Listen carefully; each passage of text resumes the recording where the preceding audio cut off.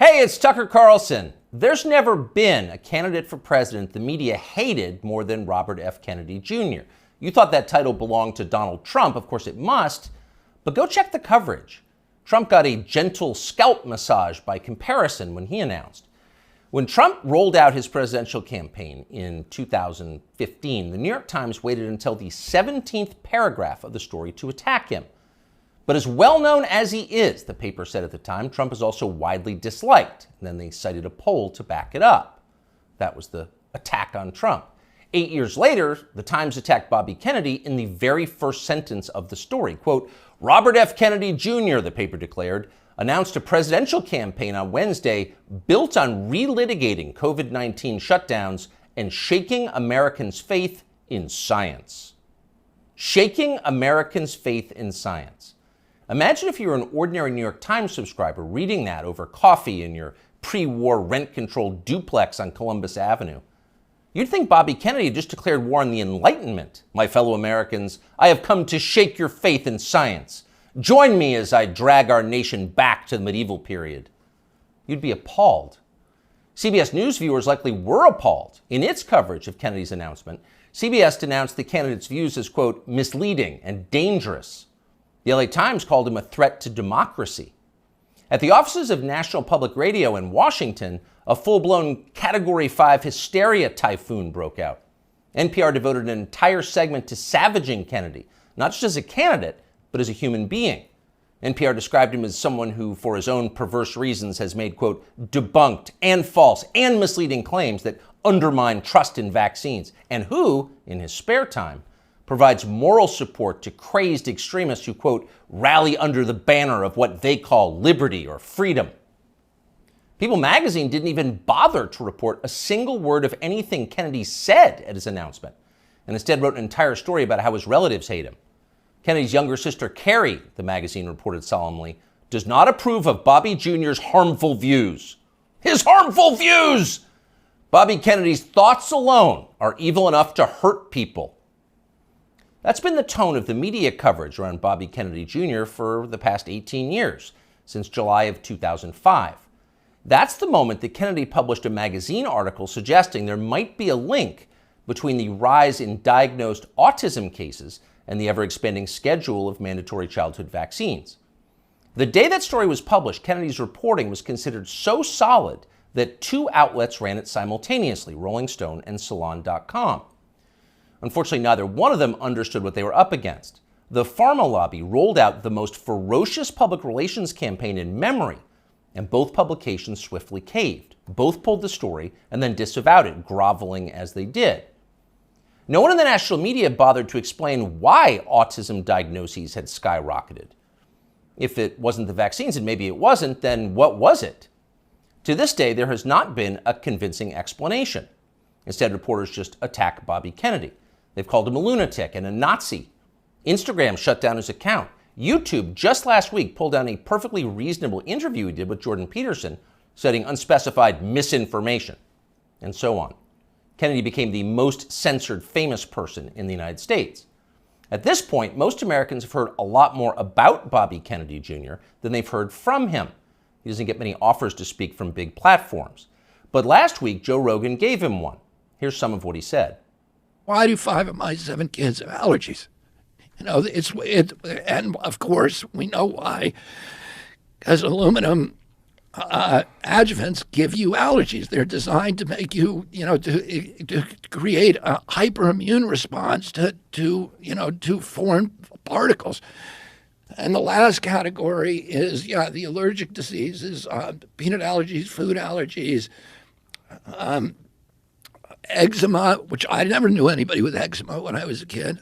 I never, asthma, I knew people with asthma, but it wasn't 1 in every 4 black kids like it is today. So, all of those things. Now, we went from 6% of American having chronic disease. By 1986, we're starting to add the vaccines, and we get and 11.8% of kids now, so it's doubled. Why do 5 of my 7 children have allergies? Now, we don't know the answer, of course, But it's an interesting question. In fact, it's an important question that deserves an adult answer, not that you should hold your breath waiting to get one. Bobby Kennedy asks a lot of questions like that. He notices things. Kennedy pays attention to the world around him, and he wonders why it's changing. He's an outdoorsman, a falconer, and a fly fisherman. He's interested in how nature works. He's curious. Not so long ago, these qualities were considered essential to the practice of science. All scientific discovery comes from observation, empiricism, patient watching. Without the willingness to put aside your pre-assumptions and assess with honesty the things you see and touch and smell, the changes taking place right in front of your face, you can't do science. You can't create art either, or journalism, or theology. You have to be willing to notice the obvious. And when they tell you you're not allowed to notice the obvious, you should be concerned. Imagine you were on a commercial airline flight. The plane is just leveled out at 37,000 feet. You're closing your eyes for a nap. And suddenly you smell smoke. And it's not your imagination. You can see it. It's starting to fill the cabin. All around you, people are hacking and choking. The guy in the next seat has a napkin pressed against his mouth, and he's mumbling what sounds like Psalm 23. Yea, though I walk through the valley of the shadow of death. So clearly, the airplane is on fire. But almost unbelievably, no one has said a word about it. Not a single person is acknowledging this is happening. Everyone is silent. So in panic, you yell for the flight attendant. There's smoke in the cabin, you say, as if she hasn't noticed. But she stares at you with hard eyes. Shut up, racist, she replies. That's a dangerous Russian conspiracy theory. Stop spreading misinformation or I'll call TSA and have you arrested when we land. That sounds like a fever dream, but it's also pretty close to the experience of living in the United States at the moment. All around you, things seem to be fraying and getting worse. Your gut tells you there's something very bad going on, and all the evidence suggests that there is. But the people in charge won't acknowledge that. Everything's fine, they scream. Stop noticing. But wait, I don't remember this many kids having allergies or asthma or eczema or autism or, for that matter, body dysmorphia. And why so many suicides? What's going on here? Shut up, stop asking questions. That's their answer. But Bobby Kennedy won't stop asking, and that's why they hate him. As Kennedy spoke on The Rogan Show, a reporter for Vice.com called Anna Merlin was watching. Merlin was so enraged by what she saw that she dashed off an article attacking Joe Rogan's employer for allowing the conversation to take place. Spotify has stopped even sort of trying to stem Joe Rogan's vaccine misinformation, read the headline. The piece never even described much of what Bobby Kennedy had actually said. Merlin dismissed the entire interview as, quote, a detailed survey of Kennedy's most dangerously incorrect views, a far too extensive list to outline in full. In other words, we here at Vice don't have time to describe all of Bobby Kennedy's lies, but trust us, they were lies. Then Merlin called Spotify to see if she could get the episode censored. Much to her profound frustration, Spotify refused to censor the episode and kept the interview on its website. So she spent the next several days ranting about all of this on Twitter. People were listening to the wrong things, and Anna Merlin was mad about it.